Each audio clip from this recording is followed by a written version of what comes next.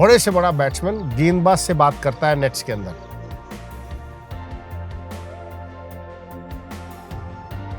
बहुत इंपॉर्टेंट बातें हैं बैट्समैन की। सबसे इंपॉर्टेंट तो देखिए आपका ग्रिप, आपका स्टांस, आपका बॉडी वेट। ये तो कोचेज आपको ठीक कराएंगे कि आपका बॉडी वेट बहुत इंपॉर्टेंट है।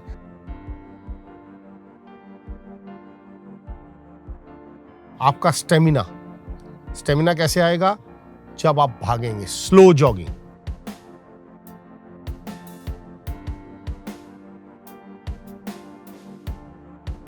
नमस्कार, मैं हूं चेतन शर्मा। आप सभी मेरे साथ हैं मेरे मास्टर्स आज में।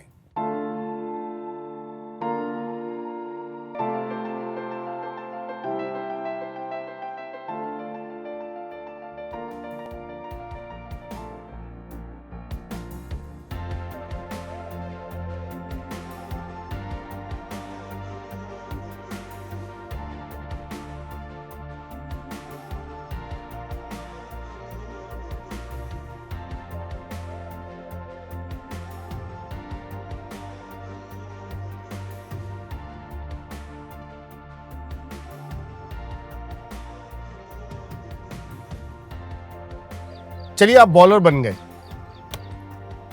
अब बॉलर को करना क्या है? ये तो नहीं है मैंने बॉल पकड़ी, भागा, बॉल डाल दी, बैट्समैन बीट हो गया या आउट हो गया, लेकिन मुझे नहीं मालूम मुझे क्या करना है। सबसे इंपॉर्टेंट आपका ग्रिप क्या होना चाहिए। आप फास्ट बॉलर हैं, आप ऑफ स्पिनर हैं, आप लेग स्पिनर हैं, ग्रिप सबसे इंपॉर्टेंट। आपका रनअप कैसा होना चाहिए। आप फास्ट बॉलर हैं, आपका फॉलो थ्रू, आपका लोडिंग, आपका रन अप, आपका मतलब हर चीज़ आपकी एक लाइन में होनी बहुत ज़रूरी है। ये नहीं है कि हम ऐसे ऐसे भागकर फास्ट बॉलिंग कर दी या स्पिनर को कुछ आइडिया नहीं है। एक बात इससे पहले मैं कुछ और बताऊं, जब बैट्समैन है ना, आपकी टीम का जो बैट्समैन है, बड़े से बड़ा बैट्समैन गेंदबाज से बात करता है नेट्स के अंदर कि कल मैं आउट हुआ, आपको क्या लगता है कि मेरे में क्या गलती थी? क्योंकि जितनी गलतियां एक तेज गेंदबाज या दूसरे स्पिनर एक बैट्समैन में पकड़ते हैं, क्योंकि अगर मैं गलती नहीं पकड़ूंगा बैट्समैन की, मैं आउट कैसे करूंगा? अगर हम नेट्स में गेंदबाजी भी नहीं कर रहे हैं ना, तो हम बैट्समैन जो बैटिंग कर रहा है उसको देख रहे हैं कि कल ये मेरे सामने आएगा, ये क्या गलती करता है। हमने एक गेंद डाल दी, गेंद डालने के बाद आपका सोच रहे हो कि बैट्समैन बॉलर अपना सिर्फ पीछे जा रहा है बॉल डालने के लिए। नहीं, आप मोहम्मद शमी की बात करें, भुवनेश्वर, जसप्रीत बुमराह, जब वो वापस जा रहा है एक गेंदबाज अपने बॉल को हाथ में पकड़कर या अपने बॉल को रगड़ते हुए, वो ये सोच रहा है कि मैंने इसको ऑफ स्टंप के बाहर डालने की कोशिश की थी, ये डली नहीं। अब जो मैंने प्लान किया था इसके लिए कि एक बैट्समैन ऑफ स्टंप के वीक है या अंदर आती हुई बॉल के लिए वीक है, मुझे वो बॉल डालनी है। देखिए, हर गेंदबाज परफेक्ट नहीं होता, आपको मेहनत करनी पड़ती है। मैं 2 बॉल डाली, नहीं डली, तीसरी बॉल मेरी वहीं डलनी चाहिए जो मेरी प्लान है।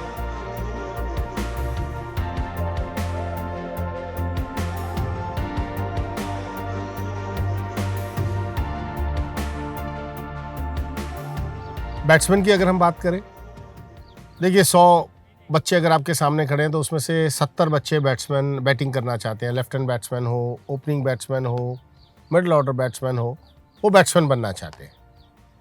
अब बैट्समैन का क्या रोल होना चाहिए? मैं तो गेंदबाज था, लेकिन इंटरनेशनल क्रिकेट में मेरा भी एक शतक है। तो कहीं ना कहीं जैसे जैसे आप इंटरनेशनल क्रिकेट खेलते हैं, आप बैटिंग में डेवलपमेंट आपका आता है। मैंने तभी कहा ना, गेंदबाज बहुत अच्छा असेस करता है और हर समय गेंदबाज कोशिश करता है मैं अच्छा बैट्समैन बन जाऊं। बैट्समैन के लिए क्या ज़रूरी बातें हैं? बहुत इंपॉर्टेंट बातें हैं बैट्समैन के लिए। सबसे इंपॉर्टेंट तो देखिए आपका ग्रिप, आपका स्टांस, आपका बॉडी वेट।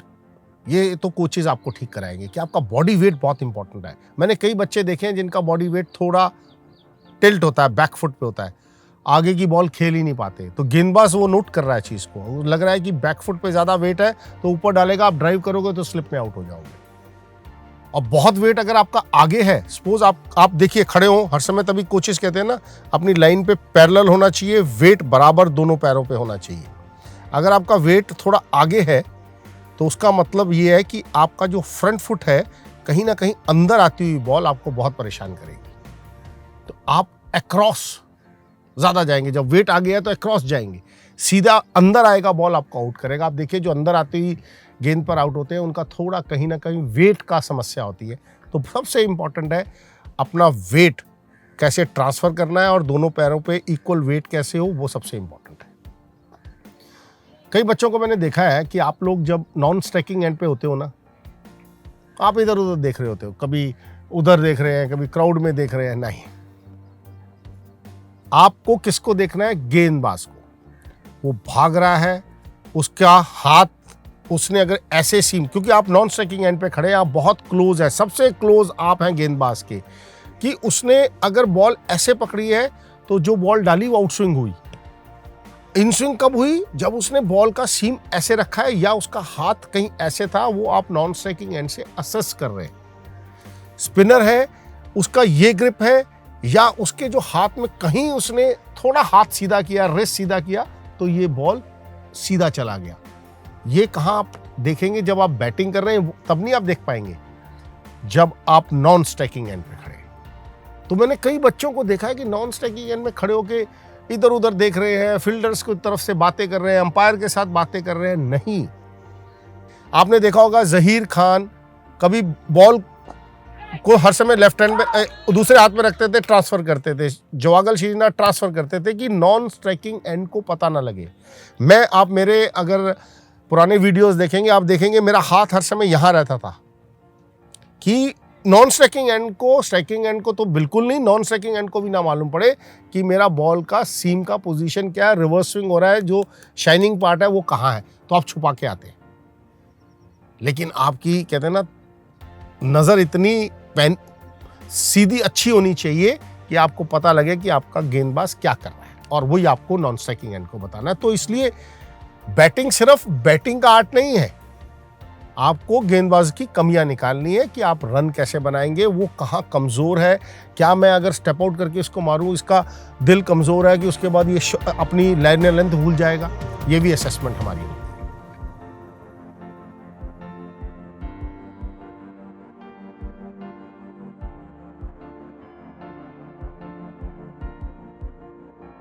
आप लोगों से ये बात करना चाहता हूं कि थोड़ा हम फिटनेस की बात करें, कि बैट्समैन की फिटनेस और बॉलिंग की फिटनेस। मैंने कई बार देखा है कि ग्रुप के अंदर सभी भागते हैं, 4 राउंड लगाए, अपनी एक्सरसाइज की, स्ट्रेचिंग की, ख़त्म हो गए।